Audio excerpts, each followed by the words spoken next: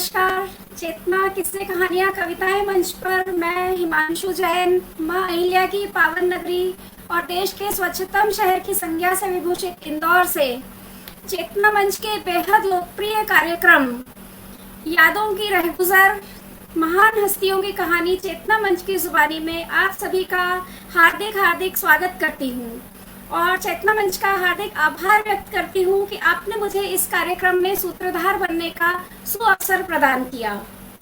आज के हमारे इस कार्यक्रम में शिल्पा मेहता जी जो आती हैं राजस्थान की गुलाबी नगरी जयपुर से। शिल्पा जी नमस्कार। नमस्कार हिमांशु जी, और मैं धन्यवाद करना चाहूंगी चेतना मंच का जिन्होंने आज मुझे इस कार्यक्रम में आमंत्रित किया। बहुत बहुत धन्यवाद आपका। आज के इस कार्यक्रम में हम प्रस्तुत हैं एक और मशहूर हस्ती की यादों का कारवां लेकर, जिनका परिचय मैं उन्हीं के गीत की दो पंक्तियों के साथ देना चाहूंगी। ये महलों, ये तख्तों, ये ताजों की दुनिया, ये इंसान के दुश्मन समाजों, ये दौलत के भूखे रिवाजों की दुनिया, ये दुनिया अगर मिल भी जाए तो क्या, अगर मिल भी जाए तो क्या है। जी हाँ दोस्तों, हम आज की रहगुजर में यादों का कारवां लिए आए हैं आपके सामने ब्लैक एंड व्हाइट जमाने के मशहूर और मारूफ एक्टर, डायरेक्टर, प्रोड्यूसर और कोरियोग्राफर गुरुदत्त जी का।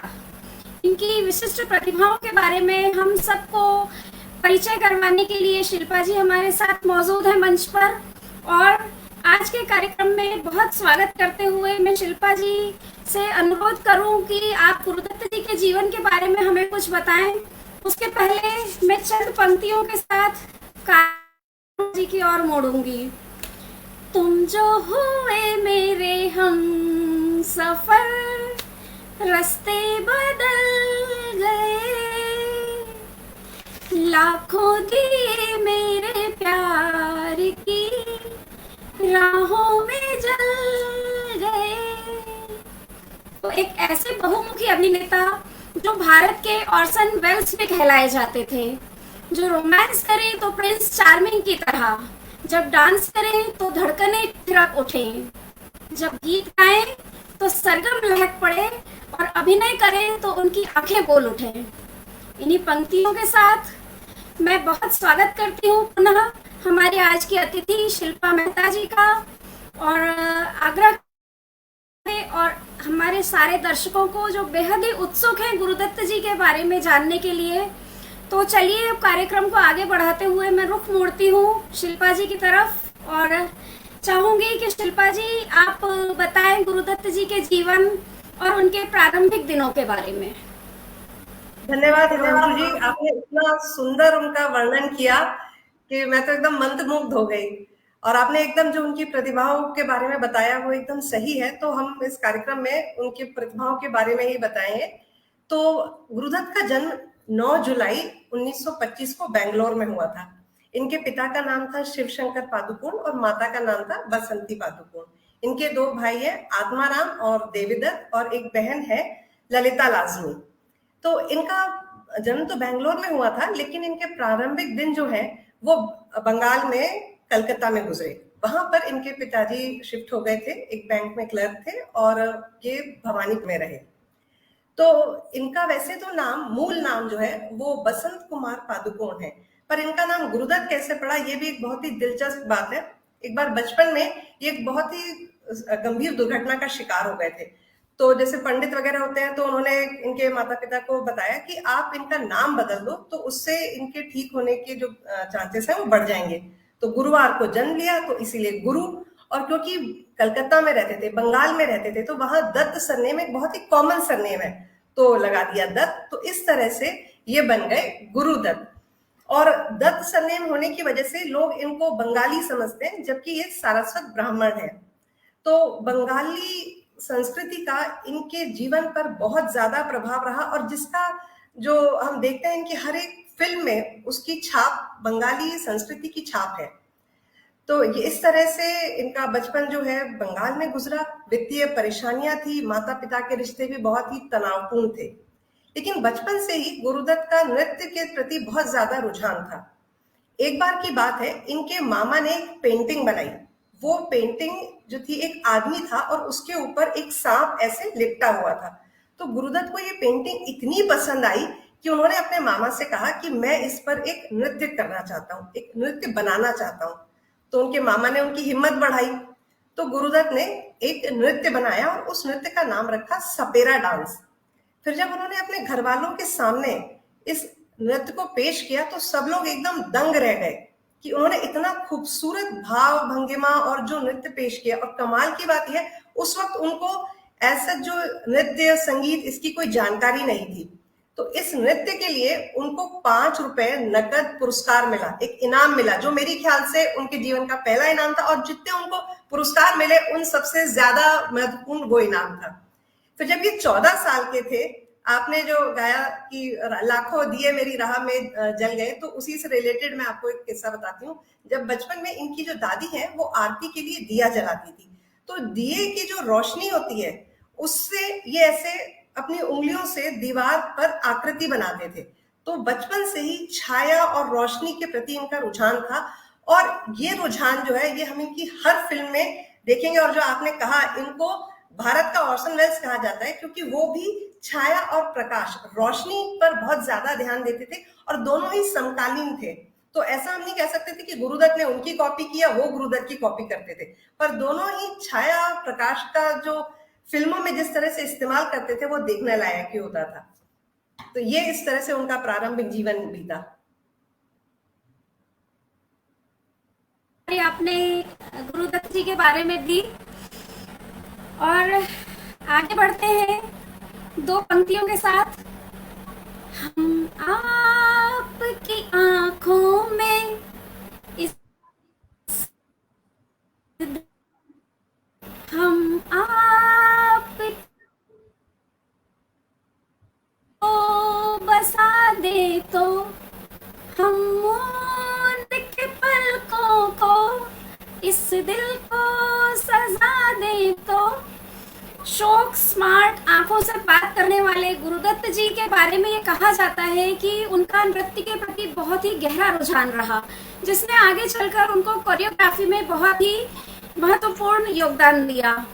तो शिल्पा जी, आप अब हमें ये बताएं कि उन्होंने नृत्य की तालीम कहाँ और कैसे हासिल की। देखो, जब ये 16 साल के थे तब ये अल्मोड़ा में उदय शंकर नृत्य अकेडमी में इनका एडमिशन करा दिया गया। और इनकी प्रतिभा देखकर वहां पर इनको 5 साल के लिए 75 रुपए 75 रुपीज की छात्रवृत्ति भी प्रदान की गई। लेकिन जब 1944 में द्वितीय वर्ल्ड वॉर शुरू हुआ तो अल्मोड़ा का जो ये सेंटर है ये बंद हो गया और इस वजह से गुरुदत्त वापस कलकत्ता आ गए। लेकिन क्योंकि इन्होंने वहां जाकर तालीम तो हासिल कर ही ली थी, तो उनकी उदय शंकर जी की जो संगत का प्रभाव इनके ऊपर काफी रहा। क्योंकि इनके यहाँ बहुत ज्यादा वित्तीय परेशानी थी तो ये डिग्री तो हासिल नहीं कर पाए। फिर इन्होंने टेलीफोन ऑपरेटर की नौकरी कर ली, वो भी इन्होंने छोड़ दी। अब उसके बाद ये पहुंच गए मुंबई 1944 में, जहां पर इनके माता पिता पहले से रहते थे। जब ये वहां पहुंचे तो उन दिनों जो हिंदी मूवीज बनती थी वो मुंबई में नहीं बनती थी, वो बनती थी पुणे में। तो इन्होंने पुणे जाकर, इनके चाचा ने इनको वहां पर 3 साल के अनुबंध पर पुणे प्रभात फिल्म कंपनी में इनको वहां पर रख दिया। तो वहां पर इनको रखा तो था एज अ कोरियोग्राफर, पर इनसे सारा काम करवाया जाता था कि भाई अभिनय पर करो, उस पर भी दबाव डाला जाने लग गया। एक सहायक के रूप में भी काम करो, उस पर भी दबाव डाला जाने लग गया। तो इन्होंने 1944 में एक चांद नाम की फिल्म आई थी, उसमें बहुत ही छोटी सी भूमिका निभाई। फिर अगले साल इन्होंने जो एक बहुत ही मशहूर निर्देशक होते थे विश्राम बेडेकर, उनके सहायक के रूप में इन्होंने काम किया। 1946 में पीएल संतोषी की हम एक हैं इस फिल्म में ये उनके सहायक निर्देशक भी थे और कोरियोग्राफर भी थे। तो इस तरह इनका जो प्रभात कंपनी में इनके दिन जो है वहां पर शुरू हुए। खूबसूरत जानकारी आप गुरुदत्त जी के बारे में दे रही हैं और मैं और मेरे साथ सभी जुड़े हुए दर्शक बहुत ही आनंद के साथ इस जानकारी का लाभ उठा रहे हैं। अब हम थोड़ा आगे चलते हैं और आते हैं अपने अगले प्रश्न की तरफ।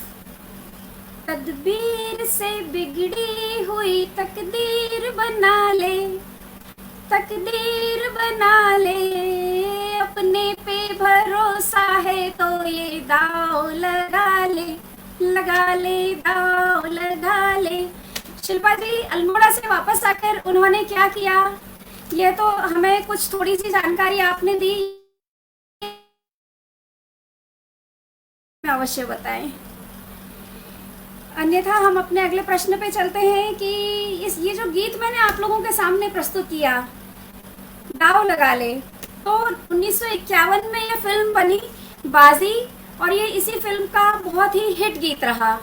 गुरुदत्त और देवानंद की अद्भुत जोड़ी इस फिल्म में पहली बार मंच पर आई। तो अब आप हमें ये बताएं कि जैसा आपने बताया कि प्रभात के समय वे हमारे कई लोगों के संपर्क में आए, तो अल्मोड़ा से वापस आकर जब वे प्रभात के समय में देवानंद जी के संपर्क में आए, तो उसके पीछे क्या कहानी छुपी हुई है।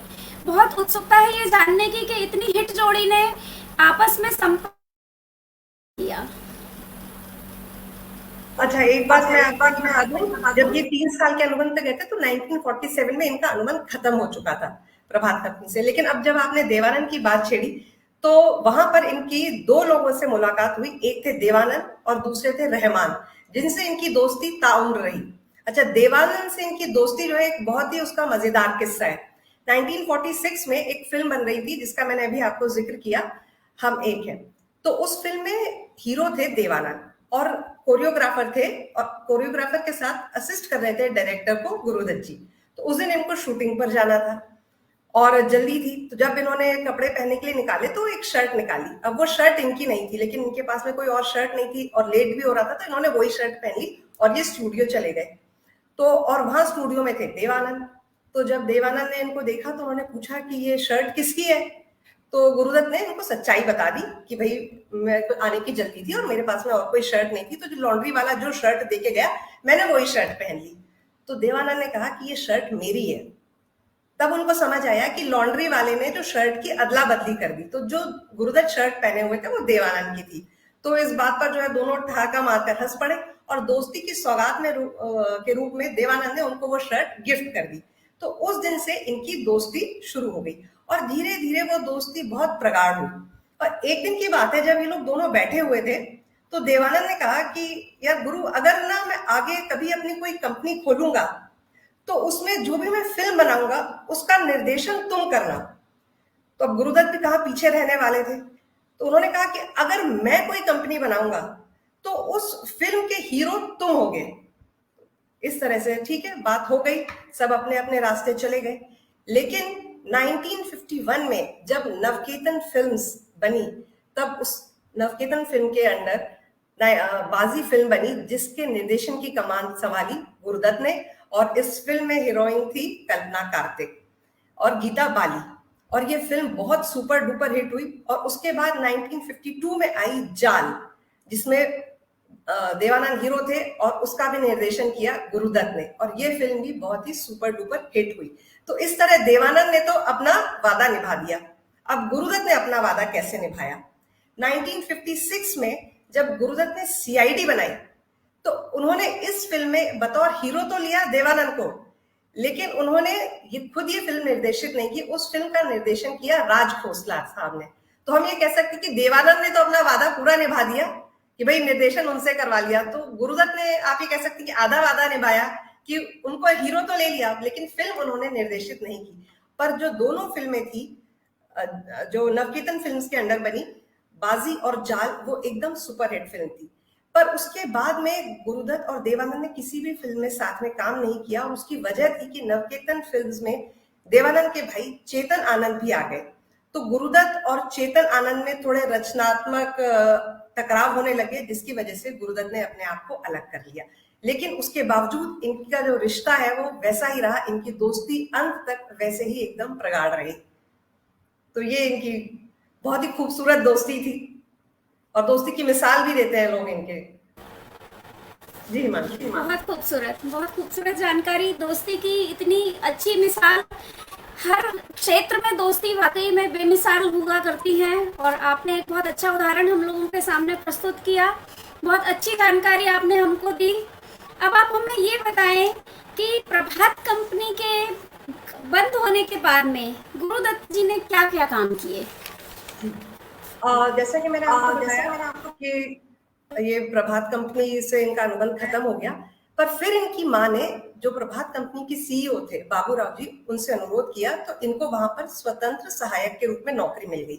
लेकिन कुछ समय बाद प्रभात कंपनी का दिवालिया हो गया और वो कंपनी बंद हो गई।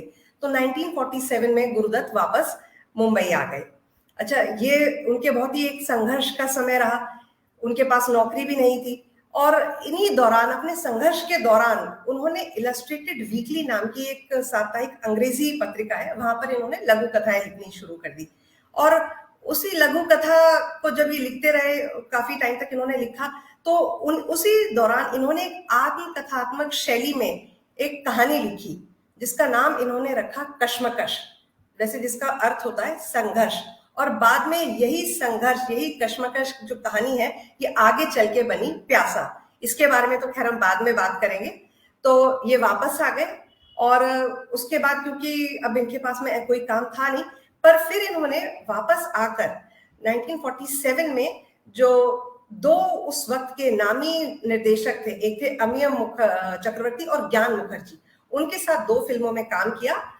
एक फिल्म थी गर्ल्स स्कूल, जो अमेय चक्रवर्ती के साथ की, और दूसरी ज्ञान मुखर्जी की, जिसका नाम था संग्राम।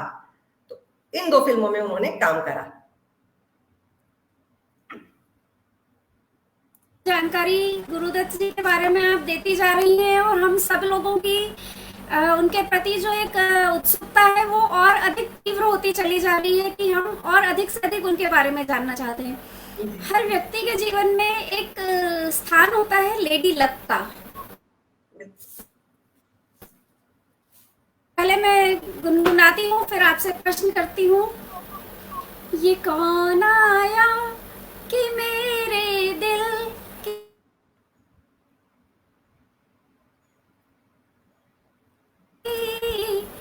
ये कौन आया, या फिर सुनो गजल क्या गाए, समय गुजरता जाए, और दिल वाले और भोले भाले, सोना ना खोना ना।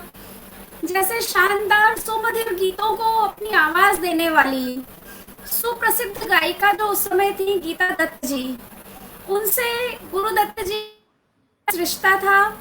और मैं आपसे जानना चाहूंगी शिल्पा जी कि आप हमें ये बताएं कि गीता दत्त जी से उनकी मुलाकात कब और कैसे हुई, और वो क्या संबंध था जिसने उनके जीवन में एक बहुत विशेष योगदान दिया। जी जी, जब 1951 में बाजी बन रही थी, तो जो अभी आपने गाना गाया, सुनो गजल क्या गाए, ये गाना गीता रॉय ने गीता बाली के लिए गाया, और ये गाना बहुत ही हिट था। और उस टाइम गीता रॉय जो है वो एकदम अपने पीक पर थी, अपने करियर के एकदम पीक पर थी। उस वक्त लता मंगेशकर और आशा भोसले जी का इतना नाम नहीं था, और गुरुदत्त जी तो थे वो एकदम स्ट्रगलर थे। और बाजी के दौरान दोनों एक दूसरे के निकट आए। जहां गुरुदत्त गीता रॉय की एकदम आवाज के दीवाने थे, वहीं गीता रॉय भी गुरुदत्त की जो व्यक्तित्व था उस पर एकदम मंत्रमुग्ध हो गई। तो इन लोगों में प्रेम हो गया, और 1953 में इन दोनों ने शादी कर ली, और उसके बाद गीता रॉय बन गई गीता दत्त। शादी के बाद गुरुदत्त ने गीता दत्त से कहा कि अब वो बाहर की फिल्मों में गाना नहीं गाएंगी, वो सिर्फ उनकी ही फिल्मों में गाना गाएंगी। तो आप देखेंगे कि शादी के बाद 1953 के बाद से लेके एंड तक गुरुदत्त की हर फिल्म में गीता दत्त ने गाना गाया है। और इस शादी से उनके 3 बच्चे भी हैं, 2 बेटे और 1 बेटी। तो शुरू शुरू में तो इनका वैवाहिक जीवन बहुत अच्छा चला, लेकिन बाद में इनके वैवाहिक जीवन में थोड़ी थोड़ी दरार आने लग गई। वो दरार क्यों आई, कैसे आई, उसके बारे में हम बाद में डिस्कस करेंगे। जी, उधर तुम हंसी हो, इधर हम जवां हैं, ये रंगीन रातों की एक दास्तां है। बेहद ही उम्दा कलाकार, बहुत ही अच्छे, बहुत ही बहुमुखी व्यक्तित्व के धनी गुरुदत्त जी का एक्टिंग करियर कब और कहाँ शुरू हुआ, आप हमें उसके बारे में भी कुछ जानकारी अवश्य दें। बिल्कुल। तो ये जैसे पहले तो जैसे मैंने आपको बताया कि इन्होंने सिर्फ निर्देशन किया, उसके बाद ये फिल्म बन रही थी बाज 1953 में। तो उस फिल्म के लिए कोई अभिनेता नहीं मिल रहा था जो कि उस चरित्र को, उस किरदार को अच्छे से निभा सके। तो गुरुदत्त ने खुद ही वो किरदार निभाने का फैसला करा, और उसके बाद जब ये फिल्म बनी तो ये फिल्म बहुत ही हिट हो गई। तब गुरुदत्त ने गुरुदत्त फिल्म्स की स्थापना करी, और उसके बाद उन्होंने एक फिल्म बनाई आर पार। ये फिल्म भी जबरदस्त हिट हो गई, और गुरुदत्त एक निर्देशक के साथ साथ एक बहुत ही सफल एक्टर के रूप में भी स्थापित हो गए। उसके बाद 1955 में आई एक बहुत ही लाइट मूवी मधुबाला के साथ मिस्टर एंड मिसेस 55। इस फिल्म ने तो जैसे कहें कि झंडे गाड़ दिए। ये नए और पुराने जमाने के जो विचारों के लोग थे, उन सबको ये फिल्म बहुत पसंद आई, और इस तरह से गुरुदत्त एक सफल निर्देशक ही नहीं बल्कि एक सफल एक्टर के रूप में भी स्थापित हो गए, और उनका एक्टिंग करियर यहाँ से शुरू हो गया। जी। अब तक हम सिर्फ उन्हें एक डायरेक्टर के रूप में ही देख रहे थे, प्रोड्यूसर के रूप में ही देख रहे थे, और यहाँ से हमने जाना कि किस तरह से वो एक एक्टर के रूप में भी स्थापित हुए। तो एक व्यक्ति के जीवन में ऐसे कई लोग होते हैं जो शुरुआती दौर से उनके संग जुड़े होते हैं, और कहीं ना कहीं लगभग अंत तक वो उनके साथ सदैव बने रहते हैं। गुरुदत्त जी के जीवन में ऐसे कुछ लोग थे जैसे अबरार अलवी, वी.के. मूर्ति, जॉनी वॉकर। जॉनी वॉकर के बारे में हम सभी जानते हैं, जाने कहाँ मेरा जिगर गया जी, अभी अभी यही था किधर गया जी। मात्र एक ही गाने से गुरुदत्त के साथ उनकी जोड़ी बहुत ही हिट रूप में पहचानी जाने लगी थी। अब आप बताएं हमें कि वे किस तरह से उनके साथ जुड़े और किस तरह उन्होंने अपने जीवन के सफर को उनके साथ। जी, जब बाजी फिल्म बन रही थी तब बलराज साहनी ने बदरुद्दीन काजी नाम के आदमी को गुरुदत्त से मिलवाया। बदरुद्दीन काजी बस कंडक्टर थे, पर जब बलराज साहनी की उन पर नजर पड़ी तो उनको बदरुद्दीन काजी का कुछ बोलने का तरीका और स्टाइल बड़ा अच्छा लगा। तो एक दिन उन्होंने बदरुद्दीन काजी को गुरुदत्त से मिलवाया। अब गुरुदत्त भी उनकी प्रतिभा से एकदम प्रभावित हो गए, तो उन्होंने कहा कि ठीक है, मैं तुम्हारे लिए एक अलग से, उन्होंने एक रोल डलवाया उस फिल्म में। अब ये बदरुद्दीन काजी, ये नाम थोड़ा सा डिफिकल्ट था, या ये फिल्मों के हिसाब से नहीं था, तो उन दिनों क्या नाम बदलने का भी काफी चलन था, तो गुरुदत्त ने उनका नाम रख दिया जॉनी वॉकर। तो इस तरह से बदरुद्दीन काजी बन गए जॉनी वॉकर। और जैसा कि आपने बोला कि उनका साथ जो कई लोग, चाहे वो वी.एल. मूर्ति हो, अबरार अलवी हो, सबका साथ, जिनका भी साथ गुरुदत्त का शुरू से रहा, वो अंत तक उनकी मूवीज में रहा। तो जॉनी वॉकर भी इसी तरह उनकी हर एक मूवी में रहे। अब एक बार की बात है, ये लोग दोनों कलकत्ता गए थे और वहां कहीं बैठे हुए थे रोड के किनारे। तो अचानक गुरुदत्त ने देखा कि सामने से चेक वाली लुंगी पहने, बनियान पहने एक आदमी, हाथ में तेल का कटोरा है उसके हाथ में, और वो चिल्लाता हुआ जा रहा है कि मालिश करवा लो, मालिश करवा लो, इस तरह। तो गुरुदत्त ने जॉनी वॉकर को कहा कि इस आदमी को देखो, स्टाइल यही चाहिए, मतलब चलने फिरने का और ये सारा तरीका तो ये चाहिए, लेकिन बोलने का अंदाज, स्टाइल वो तुम्हारा चाहिए। अब ये तुम इसको कैसे करोगे, ये तुम समझ लो। जॉनी वॉकर ने भी देखा और अपनी समझ से उन्होंने एक जो भी चीज करी, और वो गाना स्पेशली बनवाया गया फिल्म प्यासा के लिए, और वो गाना था सर जो तेरा चकराए या दिल डूबा जाए, आजा प्यारे पास हमारे, काहे घबराए, काहे घबराए, मालिश, तेल मालिश। तो इस तरह से जो है जॉनी वॉकर हर फिल्म में उनके साथ रहे, और एक खास अंदाज उनका रहा है।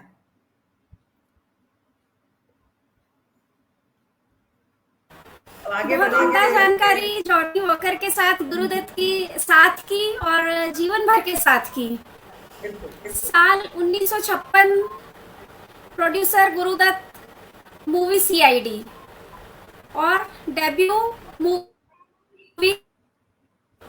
हम सभी को एक गाना बहुत मन से पसंद है, और मुझे लगता है कि ऐसा कोई नहीं है जिसने कभी ना कभी अपने जीवन में इस गाने को महसूस किया होगा। आंखों ही आंखों में इशारा हो गया, बैठे बैठे जीने का सहारा हो गया। आंखों ही आंखों में इशारा हो गया, बैठे बैठे जीने का सहारा हो गया।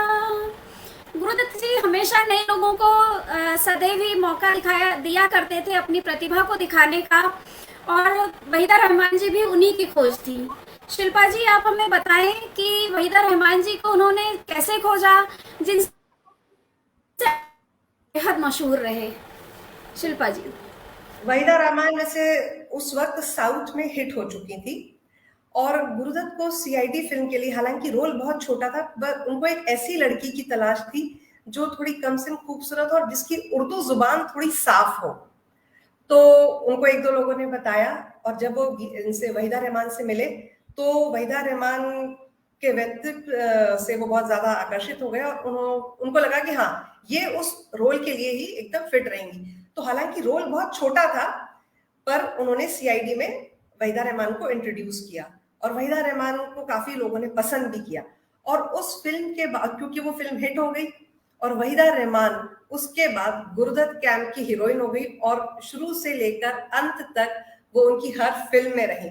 हालांकि एक दो साल बाद उनके इश्क के चर्चे जो है वो काफी मशहूर होने लगे, और इसी वजह से गुरुदत्त और गीता दत्त के वैवाहिक जीवन में दरारें आ गई, मतलब दरार पड़ने लग गई। और धीरे धीरे, ऐसा लोग कहते हैं कि गीता दत्त थोड़ी शकी किस्म की महिला थी, तो गुरुदत्त की जो भी हीरोइन होती थी उसको लेकर वो शक करती रहती थी। लेकिन बाकियों के साथ तो इतना कुछ भी नहीं रहा, क्योंकि वो सब एक फिल्म में आई और चली गई, या एक दो फिल्म आई। लेकिन वहीदा रहमान उनकी हर फिल्म में थी, और हर तरफ उनके इश्क के किस्से थे।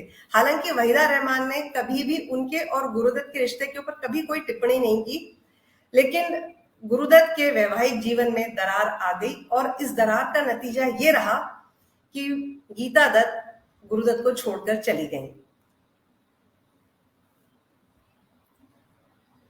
हमारे दर्शकों को शिल्पा जी के माध्यम से मिल रही है, बहुत ही प्रसन्नता महसूस हो रही है एक लेजेंडरी एक्टर के जीवन के बारे में जानकर। तो आइए अब आपको लिए चलते हैं उस फिल्म की ओर जिसने गुरुदत्त को एक सफल एक्टर और डायरेक्टर की श्रेणी में लाकर खड़ा कर दिया। उसी फिल्म के एक मशहूर गीत की दो पंक्तियों के साथ। जाने वो कैसे लोग थे जिनके प्यार को प्यार मिला, हमने तो जब कलियां मांगी कांटों का, जाने लोग थे जिनके प्यार को प्यार मिला।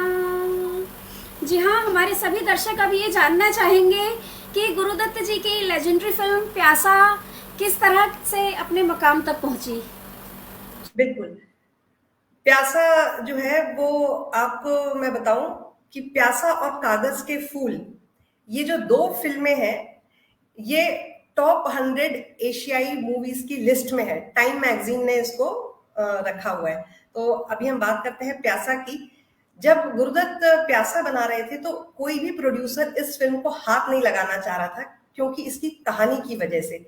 इसकी कहानी जो है वो एक नवयुवक है, उसके संघर्ष की कहानी है।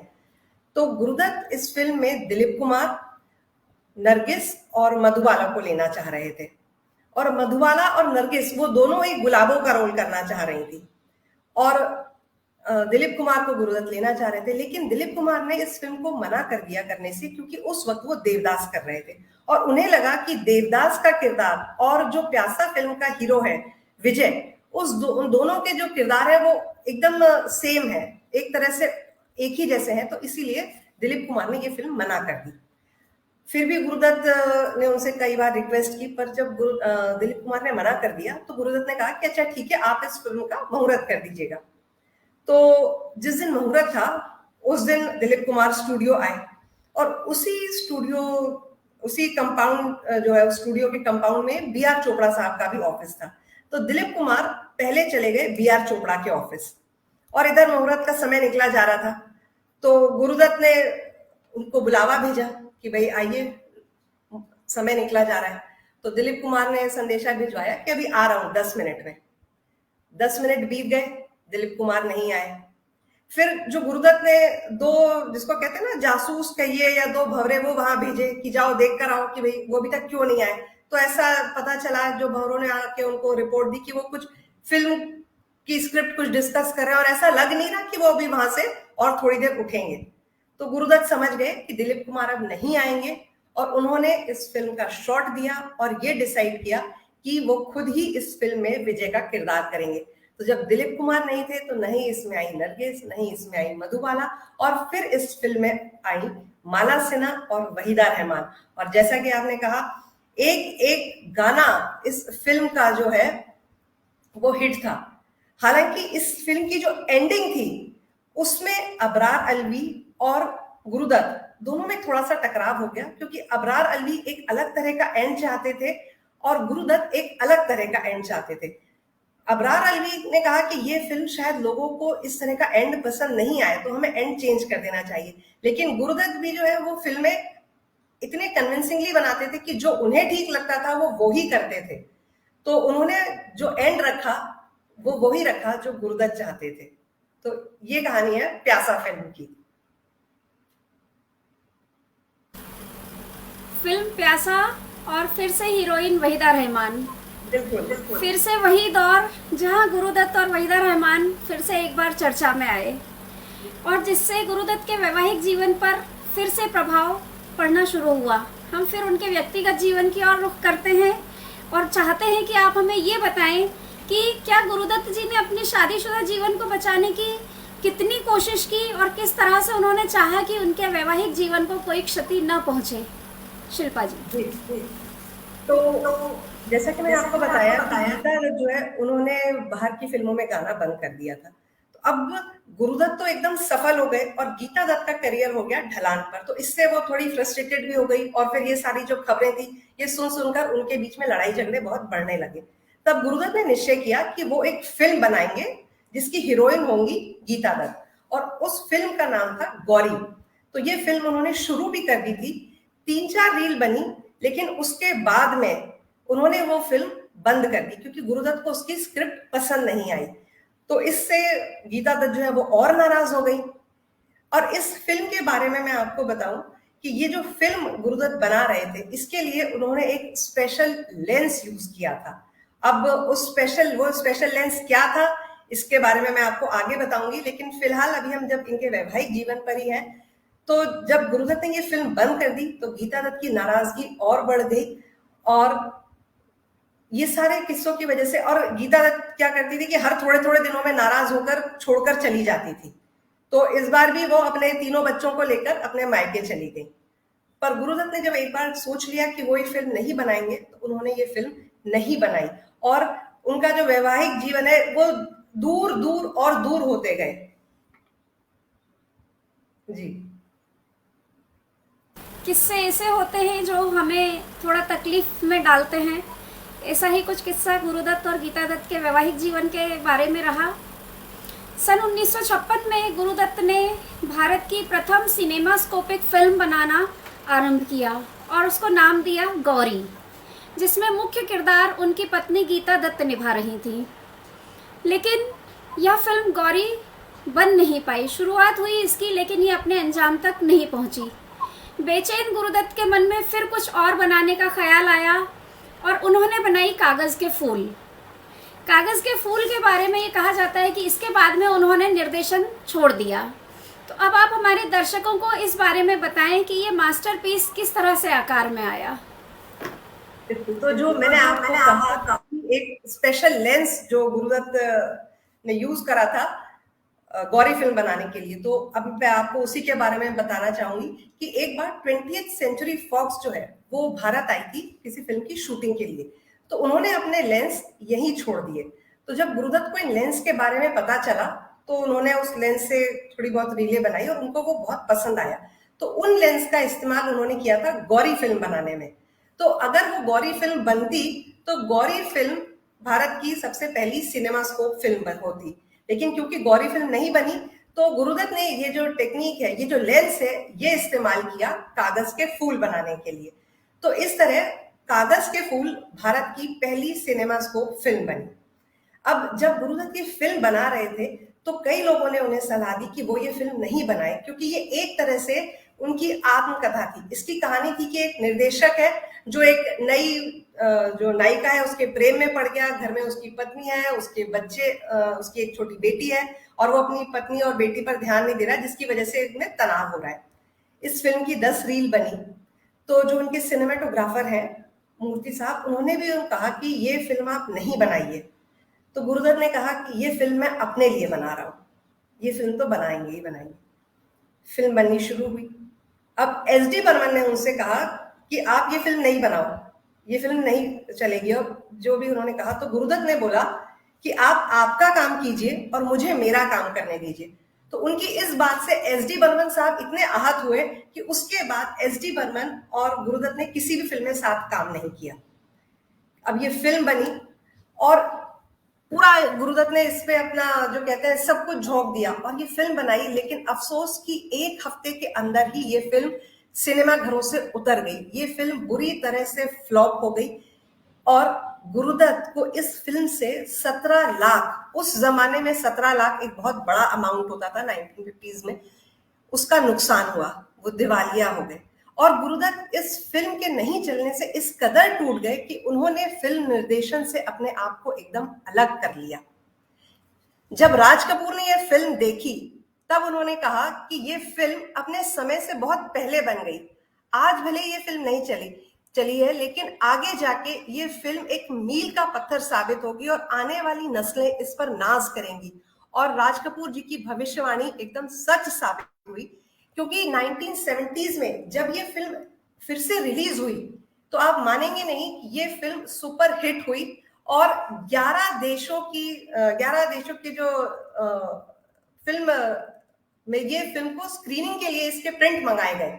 और आज भी 13 एशियाई और यूरोपियन जो फिल्म मेकिंग यूनिवर्सिटीज हैं, वहां पर उनके सिलेबस में कागज के फूल को पढ़ाया जाता है। बिना कागज के फूल फिल्म की स्टडी के स्टूडेंट्स की पढ़ाई अधूरी मानी जाती है। और खास तौर से इसका एक गाना वक्त ने किया क्या हंसी सितम, जिसमें गुरुदत्त ने छाया और प्रकाश का जिस तरह से इस्तेमाल किया है वो काबिल तारीफ है। तो जो भी स्टूडेंट्स हैं, फिल्म स्टूडेंट्स, उनको लाइट एंड डार्कनेस है, इन सब के लिए इसकी स्टडी जो है वो कंपलसरी है। और आप इस फिल्म में देखेंगे किस तरह से रोशनदान में से लाइट आ रही है और जिस तरह से गुरुदत्त और वहीदा रहमान साथ में आ रहे हैं। तो उस वक्त तो ये फिल्म नहीं चली और गुरुदत्त एकदम टूट गए, लेकिन आज भी ये फिल्म एक नायाब फिल्म है। और 2002 में site and sound critics and directors के पोल में कागज के फूल और प्यासा, इन दोनों फिल्मों को वर्ल्ड की टॉप 160 मूवीज के लिस्ट में रखा गया है। तो आप देखिए, अगर ये फिल्म पहले ही हिट हो जाती तो शायद हमें और अच्छे नगीने मिलते, लेकिन अफसोस कि शायद ये फिल्म समय से पहले बन गई और जैसा गुरुदत्त चाहते थे उन्होंने इस फिल्म को वैसा ही बनाया और लोगों को शायद ये पसंद नहीं आई, लेकिन आज ये एक कल्ट फिल्म के रूप में मानी जाती है। ये था कागज के फूल के बारे में। कई बार ऐसा होता है कि हम कुछ काम अपने लिए करना चाहते हैं और भविष्य में क्या होगा हम कुछ भी नहीं जानते है कि अपने लिए किया जाने वाला काम शायद हमसे ज्यादा किसी दूसरे के लिए फायदेमंद साबित होता है, महत्वपूर्ण साबित होता है। कागज के फूल तो नहीं चली, सुपरहिट सॉन्ग वक्त ने किया क्या हंसी सितम, तुम रहे न तुम, हम रहे न हम। सुपरहिट सॉन्ग के बावजूद कागज के फूल नहीं चली, असफल हो गई और फिर गुरुदत्त बढ़ गए अपने अगले पड़ाव की ओर, जहां उन्होंने बनाई 14वीं का चांद, जिसमें उन्होंने एक रंगीन गाना भी पिक्चराइज किया जो फिल्म का शीर्षक गीत भी बना। और दर्शक प्रेम के एहसास में डूब जाते हैं जब गुरुदत्त जी वहीदा को कहते हैं, चेहरा है जैसे झील में हंसता हुआ कंवर,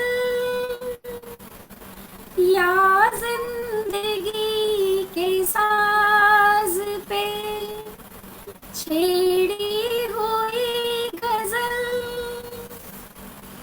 जाने बहार तुम किसी शायर का ख्वाब हो। इतने सुपरहिट सॉन्ग, इतनी सुंदर लिरिक्स के साथ में जब गुरुदत्त जी ने चौदहवीं का चांद बनाई, तो उन्होंने उसमें इस टेक्निक को किस तरह से इस्तेमाल किया और क्या उसका इम्पैक्ट रहा और किस तरह से वो सुपरहिट हुई। शिल्प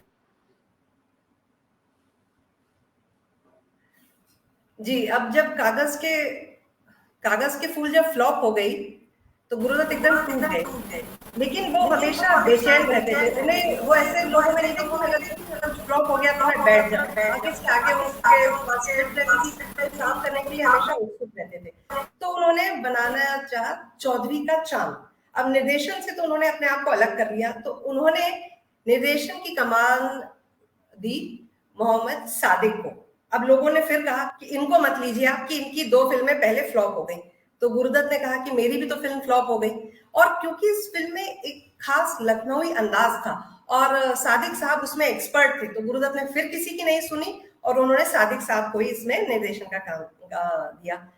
उस वक्त गुरुदत्त को पता चला कि कलर्ड टेक्नोलॉजी के बारे में, तो उन्होंने अपने सिनेमेटोग्राफर मूर्ति साहब को खास तौर से लंदन भेजा सीखने के लिए कि ये कलर टेक्नोलॉजी क्या होती है। मूर्ति साहब वहां से वो टेक्निक सीख कर आए और इस फिल्म में एक गाना जो अभी आपने बहुत ही अपनी खूबसूरत आवाज में गाया, चौधरी का चांद, वो पिक्चराइज किया गया। तो इस फिल्म में ये गाना हम रंगीन देखते हैं, जिसमें वहीदा रहमान बला की खूबसूरत लगी हैं। और ये फिल्म सुपर डुपर हिट हो गई। उसने जो हम अगर कहें कि बॉक्स ऑफिस पर झंडे गाड़ दिए। इस फिल्म में संगीत दिया था रवि ने और इस फिल्म को उस साल 6 फिल्म फेयर अवार्ड मिले। तो जब 6 फिल्म फेयर अवार्ड मिले और ये फिल्म इतनी हिट हो गई, तब गुरुदत्त जी ने एक बार एक इंटरव्यू में कहा था कि जिंदगी में सिर्फ 2 ही चीजें हो सकती हैं, या तो आप सफल होते हो और या तो आप असफल होते हो। तो चौधरी का चांद की सफलता ने गुरुदत्त को वापस से एक उच्च श्रेणी के निर्माता निर्देशक की कैटेगरी में लाकर खड़ा कर दिया। गहन, बहुत विस्तृत जानकारी आपने गुरुदत्त जी के बारे में इकट्ठा की और हम सभी लोगों को इसका फायदा हुआ। हम सभी लोग उनके बारे में अधिक से अधिक जानकारी पा सके। बहुत ही सुंदर प्रस्तुति आपकी शिल्पा जी। धन्यवाद। न जाओ सैया छोड़ा के बैया, कसम तुम्हारी मैं रो पड़ूंगी। या फिर भंवरा बड़ा नादान, बगियन का मेहमान है, फिर भी जाने ना कलियन की मुस्कान है, भंवरा बड़ा नादान। शानदार सुपरहिट गीतों से परिपूर्ण फिल्म साहब बीवी और गुलाम, जिसको आज भी हम कई बार देखें तो भी हमारा मन नहीं अघाता है। और गुरुदत्त की क्लासिकल मूवीज में इसको टॉप रैंक में शुमार किया जाता है। शिल्पा जी, आप हमें इस फिल्म के बारे में कुछ जानकारी दें। बिल्कुल। तो जब चौधरी का चांद हिट हो गई तो उसके बाद गुरुदत्त ने बनाई साहब बीवी और गुलाम। इस फिल्म में जाहिर बात है, जब गुरुदत्त की फिल्म है तो वहीदा रहमान तो होंगी ही। गुरुदत्त इस फिल्म में मीना कुमारी को लेना चाह रहे थे, तो जब वो मीना कुमारी के पास गए स्क्रिप्ट लेके, तो उस वक्त कमाल अमरोही जो मीना कुमारी के पति हैं, उन्होंने मना कर दिया कि वो इस फिल्म में काम नहीं करेंगी। तो ठीक है, और उसके बाद जो स्क्रिप्ट पर काम होता रहा, सब चीजें होती रही। अब जब फिल्म शुरू होनी थी, तब एक बार फिर गुरुदत्त जी मीना कुमारी के पास गए। उस वक्त तक मीना कुमारी और कमाल अमरोही, उनके भी रिश्ते में दरार आ गई थी और वो दोनों अलग रहने लगे थे। तो जब गुरुदत्त की स्क्रिप्ट लेकर मीना जी के घर पहुंचे, तो उस वक्त मीना कुमारी घर पर नहीं थी। तो गुरुदत्त जी ने वो स्क्रिप्ट उनके वहां पर रखवा दी और कहा कि जब वो आए तो उनसे कहिएगा कि वो ये स्क्रिप्ट पढ़े। मीना कुमारी जी घर आई, उन्होंने ये स्क्रिप्ट पढ़ी और उनको ये इतनी पसंद आई कि उन्होंने रात में ही, जैसे स्क्रिप्ट पढ़ी, रात में ही गुरुदत्त को फोन करा कि मैं इस फिल्म में काम करूंगी, लेकिन मेरी एक शर्त है। और वो शर्त ये है कि इसमें छोटी बहू का किरदार जो कि मीना कुमारी को निभाना था, उन्होंने कहा जैसे जैसे इस फिल्म की कहानी में छोटी बहू का किरदार आगे बढ़ रहा है, उसी ही ऑर्डर में फिल्म की शूटिंग होगी, यानी मेरा हिस्सा उसी तरह से शूट होगा। तो गुरुदत्त ने ये बात मान ली। तो इस तरह से जो हम मीना कुमारी का जो रोल देखते हैं, तो वो उसी ऑर्डर में ही शूट हुआ है जिस तरह से उनका किरदार उस फिल्म में आगे बढ़ा है। इस फिल्म का निर्देशन किया अबरार अलवी साहब ने। हालांकि चौधरी का चांद और साहब बीवी और गुलाम दोनों फिल्मों में गुरुदत्त के डायरेक्शन की झलक दिखती है, पर अबरार अलवी ने कहा कि भैया ये तो मैंने डायरेक्ट किए, तो मेरा क्रेडिट तो मुझसे मत लो। पर अच्छा, अब जो आपने बहुत ही सुंदर गाना गाया भवरा बड़ा नादान है, तो एक बार गुरुदत्त कहीं बाहर गए थे तो उनके पीछे से अबरार अलवी ने ये गाना पिक्चराइज कर लिया। जब गुरुदत्त आए, उन्होंने ये गाना देखा, एक बार, दो, तीन, चार, 5 बार उन्होंने ये गाना देखा और फिर बोले कि अबरार ये तुमने क्या कर दिया, ये तो ऐसा होना ही नहीं चाहिए था। गुरुदत्त ने फिर ये गाना कोरियोग्राफ किया। तो वो जो अब गाना देखते हैं, वो गाना गुरुदत्त द्वारा कोरियोग्राफ किया गया है। इस गाने को गाया था आशा भोसले ने।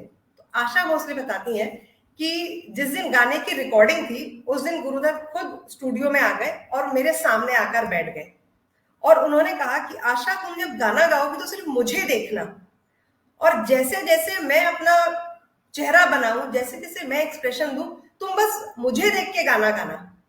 तो आशा जी कहती है कि जैसे अगर उन्होंने ऐसे बोला कि भवेरा बड़ा नादान, ऐसे मुंह बनाया, तो मैंने भी उनको देखे नादान ऐसे गाया। तो वो पूरा गाना जो, अगर अब मेरे ख्याल से आप इस गाने को दोबारा देखिए और देखिए कि किस तरह से गुरुदत्त जो चाहते थे उन्होंने वैसे एक्सप्रेशन बनाए और वैसे ही एक्सप्रेशन देकर आशा जी ने वो गाना गाया और ये बहुत ही खूबसूरत गाना बना। अब ये जो फिल्म है ये भी बहुत हिट हुई और भारत की तरफ से ये बाहर विदेश जानी थी फिल्म फेस्टिवल में, वहां की स्क्रीनिंग के लिए। लेकिन भारत में जो कमेटी है, उसके जो ज्यूरी मेंबर्स हैं, उन्होंने इस फिल्म को विदेश भेजने से, फिल्म स्क्रीनिंग के लिए मना कर दिया और वजह थी कि इससे भारत की छवि खराब होती है। अब आप सोचेंगे कैसे खराब होती है, क्योंकि इसमें छोटी बहू जो कि एक संभ्रांत परिवार की महिला है, उसको शराब पीते हुए दिखाया है। तो ये 1960s की मूवी है कि उस जमाने में संभ्रांत परिवार की महिलाएं जो वो शराब नहीं पीती थी इस तरह से, तो इसलिए ये फिल्म जो है फिल्म फेस्टिवल में नहीं गई। एक और बात जो है वो बाद में गुरुदत्त ने वो गाना हटाया, वो था एक बार जब मीना कुमारी और गुरुदत्त एक साथ कहीं जा रहे थे गाड़ी में, तो मीना कुमारी जो है वो गुरुदत्त की गोद में सिर रख देती है। तो ये, और पीछे से गाना चल रहा होता है, वो पूरा गाना था। पर बाद में जैसे जब उनको कहा गया होगा कि ये नहीं ठीक है कि जो जमींदार संभ्रांत परिवार की बहू है वो, और इसमें उनका कैरेक्टर था भूतनाथ का जो उनके घर का एक मुलाजिम था, कि वो बहू किसी मुलाजिम की गोद में सिर रख दे, तो वो गाना भी हटा दिया गया और सिर्फ वो सीन बाद में करा कि गुरुदत्त और मीना कुमारी साथ में कहीं जा रहे हैं। और ये जो गाना था, ये गाना हेमंत कुमार ने बाद में अपनी फिल्म, बाद में जो एक फिल्म बनी थी अनुपमा, उसमें इस गाने को इस्तेमाल किया गया था और वो गाना था, या दिल की सुनो दुनिया वालों, या मुझको अभी चुप रहने दो, ये गाना था। और ये इस तरह से ये फिल्म भी हिट हो गई और साहब बीवी और गुलाम तक आते आते वहीदा रहमान और इनके किस्से, जैसे मैंने आपको बोला, काफी चर्चा में थे। इधर गीता दत्त उनको छोड़कर जा चुकी थी। अब इस वक्त तक गीता दत्त तो छोड़ के जा चुकी थी, लेकिन वहीदा रहमान भी हर एक फिल्म के साथ एक बहुत ही स्थापित कलाकार हो गई थी। तो अब गुरुदत्त जो है वो चाह रहे थे कि वहीदा रहमान से वो अगले 3 साल का अनुबंध कर लें कि वो सिर्फ उन्हीं की फिल्मों में काम करेंगी और बाहर की फिल्मों में काम नहीं करेंगी। लेकिन वहीदा रहमान ने इस बात से इनकार कर दिया और वो गुरुदत्त कैंप से बाहर चली गई।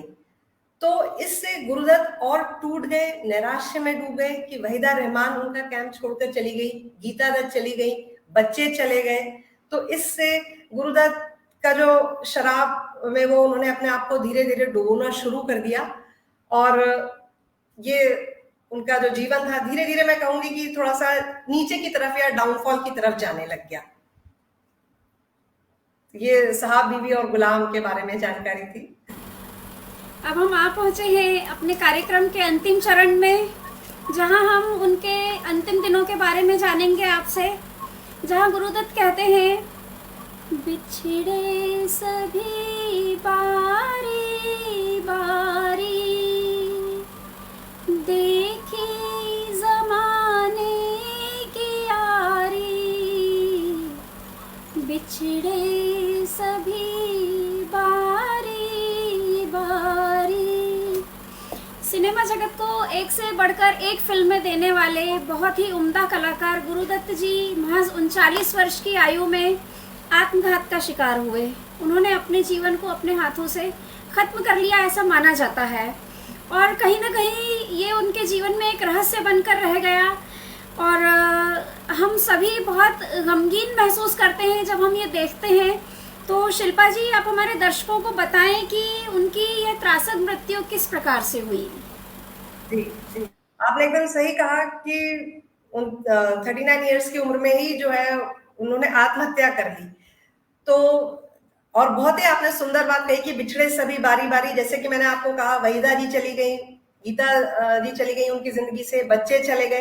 तो प्रोफेशनल जीवन तो उनका बहुत ही अच्छा था, लेकिन पर्सनल जीवन में वो एकदम तन्हा हो गए थे, और इस तन्हाई ने उनको खोखला कर दिया। वो नैराश्य की तरफ चले गए, डिप्रेशन में आ गए, और उन्होंने अपने आप को शराब में डुबो दिया।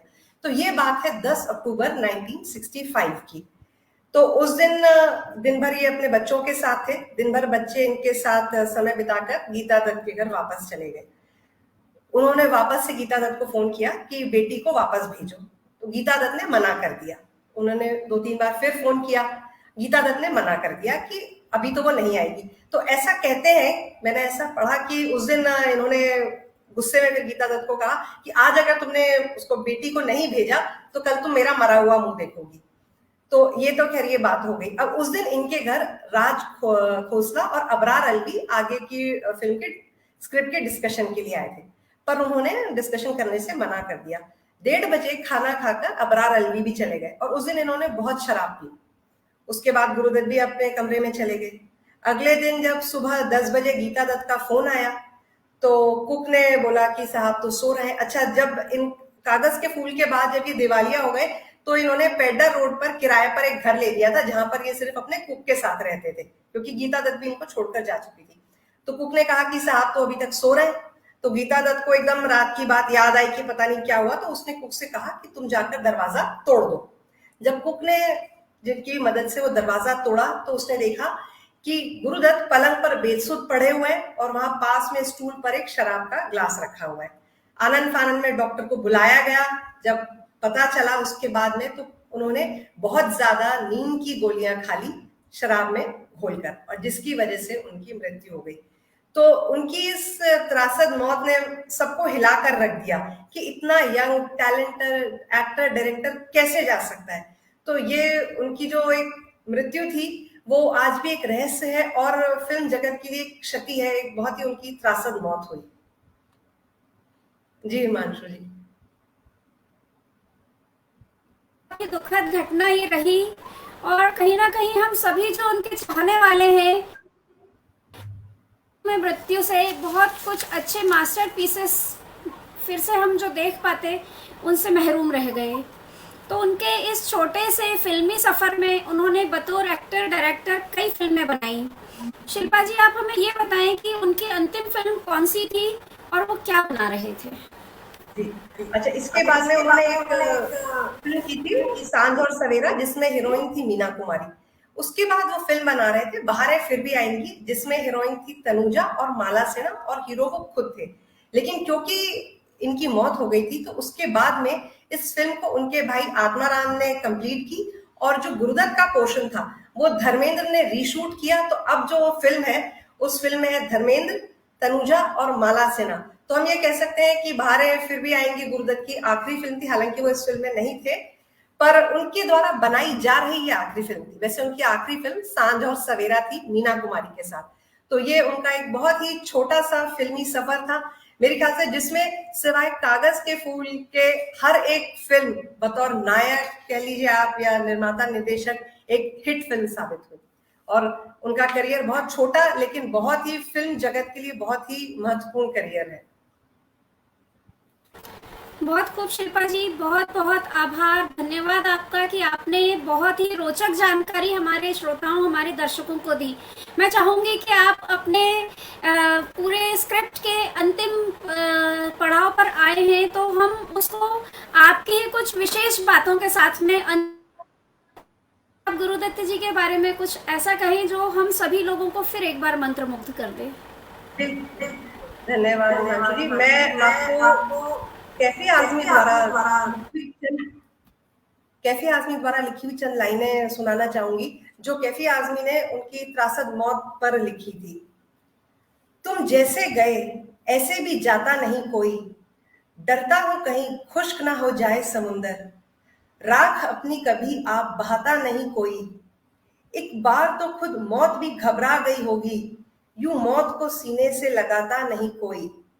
माना कि उजालों ने तुम्हें दाग दिए थे, माना कि उजालों ने तुम्हें दाग दिए थे, बेरात ढले शबनम बुझाता नहीं कोई। साकी से गिला था तुम्हें मैखाने से शिकवा, साकी से गिला था तुम्हें मैखाने से शिकवा, अब जहर से भी प्यास बुझाता नहीं कोई। हर सुबह हिला देता था जंजीर जमाना, क्यों आज दीवाने को जगाता नहीं कोई। अर्थी तो उठा लेते हैं सब अश्क बहा के, अर्थी तो उठा लेते हैं सब अश्क बहा के, नाज़े दिल ए बेताब उठाता नहीं कोई, नाज़े दिल ए बेताब उठाता नहीं कोई। तो ये कैफी आजमी ने बहुत ही खूबसूरत शब्द कहे थे गुरुदत्त की मौत पर, तो जो मैंने आज आपके साथ शेयर किए। और मैं सबका बहुत बहुत धन्यवाद करती हूँ, खासतौर से चेतना मंच का। और हिमांशु जी आपका भी, आपने बहुत ही सुंदर जो है अपने गीतों से मुझे इतना मोटिवेट किया कि मैं उस आपको बहुत, मतलब मुझे बहुत आनंद आया आपके साथ की शो करके। धन्यवाद। तो ये प्रोग्राम जो आज आधारित था बहुमुखी प्रतिभा के धनी एक्टर, डायरेक्टर, कोरियोग्राफर और प्रोड्यूसर गुरुदत्त जी के जीवन पर आधारित, जिसकी जानकारी हमें शिल्पा जी ने बहुत ही मेहनत से बहुत सारी जानकारियां इकट्ठी करके एक बहुत बड़ी स्क्रिप्ट बना करके हम लोगों के साथ में शेयर की। शिल्पा जी बहुत धन्यवाद आपका। और यहीं पे हम इस कार्यक्रम को विराम देते हैं और अगले शुक्रवार हम फिर हाजिर होंगे एक नई महान हस्ती से आपका परिचय करवाने के लिए। और पटल से जुड़े हुए सभी दर्शकों को मैं एक जानकारी देना चाहूंगी, एक सूचना देना चाहूंगी कि यदि आप में से कोई भी व्यक्ति इस कार्यक्रम का हिस्सा, चेतना मंच के पेज पर जाकर मैसेंजर पर उनसे संपर्क करें और आपको आगे की जानकारी मंच के द्वारा वहीं दी जाएगी। बहुत आभार हमसे जुड़ने के लिए, बहुत बहुत धन्यवाद। धन्यवाद।